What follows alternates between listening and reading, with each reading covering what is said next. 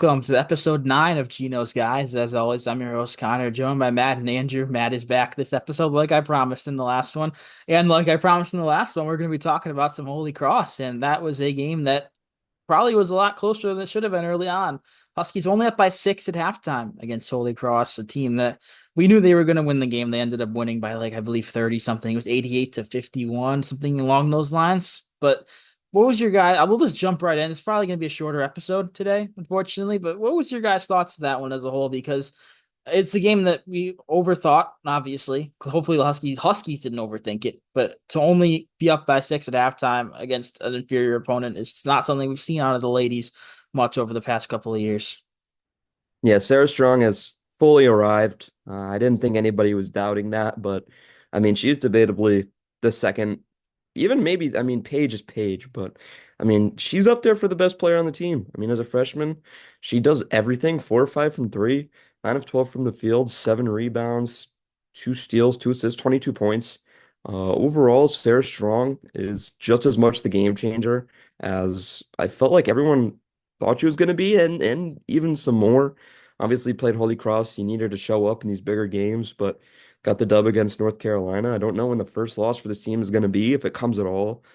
They're just too deep. You go down to the bench, Shade, KK Arnold. I mean, El Alfie didn't score that much, but her impact was felt. And overall, I mean, another convincing win for the Huskies. I mean, I just think the 3-point shot in this game was just unbelievable. Against Ole Miss, which was their last game, they were 3 for 14. This game against Holy Cross, they were 14 for 31. They made as many threes against Holy Cross as they took against Ole Miss, just to put that in perspective.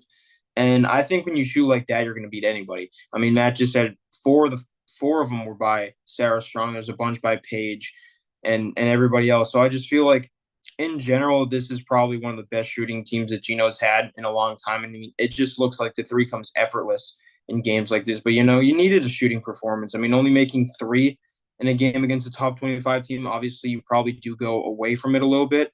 You probably do shoot more against a team like Holy Cross, who's in the 300s. But even still, that 3-point shot just looked fantastic in that game for us. And it was definitely a good thing to come back and have this Holy Cross sort of gimme game, because 4 of your next 5 opponents are all ranked. Louisville, Notre Dame, Iowa State, and USC are, these are going to be tough games, especially those last two there, USC and Iowa State. Yeah, you mentioned it's a really tough schedule coming up, and it's important to have this game because it's not really obviously it's different on the women's side than it is on the men's side. The men Big East is a lot better than the women's Big East, I'd say, talent wise from top to bottom. So you don't really have another non-conference game where you can just lay low like this one against Holy Cross. They're all really tough games, and I feel like even though it's Holy Cross, you still learned a lot about your team in this game. Like you mentioned, hitting 14 threes. Sarah Strong, like you mentioned, she has been amazing for this team early on. She hit 4 threes, which is something that she struggled with, if anything. But she's been awesome. But if any, you could point out one thing she struggled with, it's been that 3-point shot. Her going 4 for 5 was huge. Paige, only 11 points in this one. You didn't need Paige to score 20, 25 points like you may need her to score in this upcoming game we'll talk about against Louisville or Notre Dame next week or games like that. You don't need Paige to maybe give it her all. Obviously, she's giving her all, but you don't need her to go all out and score that many points because it's a good game for other players. Like Morgan Shelley scored 8 points off the bench. Having players like that step up in games like this is crucial. Yeah, and I feel like this is kind of the idea that I feel like I've kind of had in my head, throughout preseason and throughout the non-con into the Big East, and in these next 4 to 5 matchups is that you want games where Paige doesn't have to be Paige. You don't want all this pressure on this last final run. Obviously, you want her to come out like you said, give it her all, and be the best player she can be. But it's so nice to have players like Sarah Strong, even last game against Ole Miss, AZ Fudd. Just have them take control and not have to have Paige score 25 to 30 a night in her final run. It's just so much pressure, and I mean, um, allowing her to kind of be herself on the court and not have to worry about being the best player in the world at all times. It definitely helps. Yeah, Paige, she's currently her average went down a little bit after that game. She's averaging 20.4 points per game. She's leading the team. Sarah Strong, second on the team, 15.6. But after that, you have a stretch of I'll call it 5 players between the 6 and 8 point per game grouping. We have AZ averaging 8, El Alfie averaging 7.3, Caitlin Chen 7.1, Shade 6.9, Ice Brady 6.4. Do you think any of those five, I'm just throwing it out there. Do you think any of those five are going to step it up and become that third double figure scorer? I feel like if anyone, it's going to be AZ Fudd as she's getting more shots, as she's getting healthy. But I feel like this team almost needs to have a third true option because you have games like Caitlin Chen scored 14 against Holy Cross. She was the second leading scorer behind Sarah Strong, but you also have games where she only scores 3 points and doesn't really do too much. You really need a consistent third option. Who do you guys think that's going to end up being as the season progresses? Feel like the obvious choice is AZ. I mean, this was her first game back in the starting lineup, returning from her injury. And that last game on the bench against ranked Old Miss, she had 18 points. So, I mean, I wouldn't be surprised if, she ended up becoming that third elite option, averaging 13 to 15 points a game. But in my opinion, I mean, we heard a lot preseason about Yana Alfi. She isn't as much of the game plan as I probably thought she would be, and everybody else thought she would be. The signs are there, and she definitely is an outstanding player. And whenever she's on the court, she makes a difference. It's just the amount of usage that Geno has for her. It's not at that elite level right now. If she was taking 8 shots a night, I mean, she could easily average 15 points. But just, I mean, allowing her to kind of develop into that role behind Sarah Strong now. It's going to be difficult, but I mean, we've had this talk about her and Ice Brady this whole time. So I'm thinking maybe, if she can get into that starting lineup, she can take that role from Brady. She can be that third 10 plus point per game scorer there. Yeah, it's really hard to single out any one player on this team for that because this team's just so deep. It really could be anybody. And we even still have Aubrey Griffin coming back at some point in January or February. We're hopeful that we get Caroline Ducharme and Ayanna Patterson back at some point as well. But AZ Fudd coming back was definitely big. But just in general, it's just hard to single out one person on this team that could, be your best player, your leading scorer. It's just hard on a team with this much depth, but this is what this team has needed for years. And you mentioned the depth. I mean, maybe they don't need a third top scorer. It could be anyone different on any given night. If you remember back to last year, Ashlyn Shade was that player sometimes. Now you have Caitlin Chen in. Could be her on any given night. Fudd back, and you do mention the returners and the good performances from the freshmen. It could be anybody, and I think that's the great thing about the team this year is that you want that third elite scorer, but I feel like on any given night it could be any of them.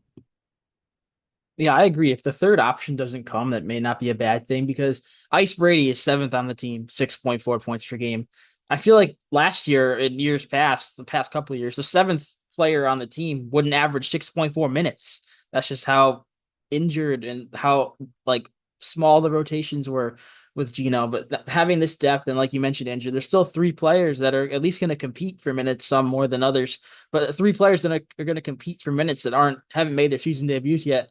There's gonna ironically not be a lot of minutes to go around for some very talented players, but I agree. I feel like it'll be AZ Fudd if it's anyone from that group to step it up because she showed those flashes against Ole Miss. She didn't have her best game in her first one in the starting lineup in this one, but she's still adjusting. She's only played 4 games compared to everyone else's 7, so I'm not worried too much there. But yeah, I'd have to say AZ Fudd would be the third scoring option. I don't think there's much more to talk about this Holy Cross game. I know. I just really want to. You want one more thing, Andrew, before we move on? Well, it's not about this game. I just want to recognize that Paige Beckers is the first college athlete to get a Players Edition shoe. The Nike GT Hustle 3 Players Edition will come out on December 7th. And if you have not seen those things, they're pretty cool. They're kind of a light blue and white with a little pink thrown in there. They're a pretty cool shoe. And just, I mean, congratulations to her and the publicity that brings to the team and the university because that's huge. I mean, being the first college athlete to get a Players Edition shoe, it means never happened to anybody before ever. She's the first one, and I mean that's incredible for her. So congratulations to her and everybody within the UConn women's basketball team. And I'm not sure quickly if we mentioned it previously, but the Dallas Wings did get the number one overall pick in the WNBA draft lottery. So that's where we're looking at Paige going right now. So um just a little bit of a, fun fact, not really, but just something I found interesting, and I'm sure the rest of UConn Nation will find interesting. Yeah, obviously Paige is expected to go number one, barring something crazy happening. Last year it was Caitlin Clark. This year, Paige Beckers, but I don't know where I was going with that. I don't know much about the WNBA. I'll just move on.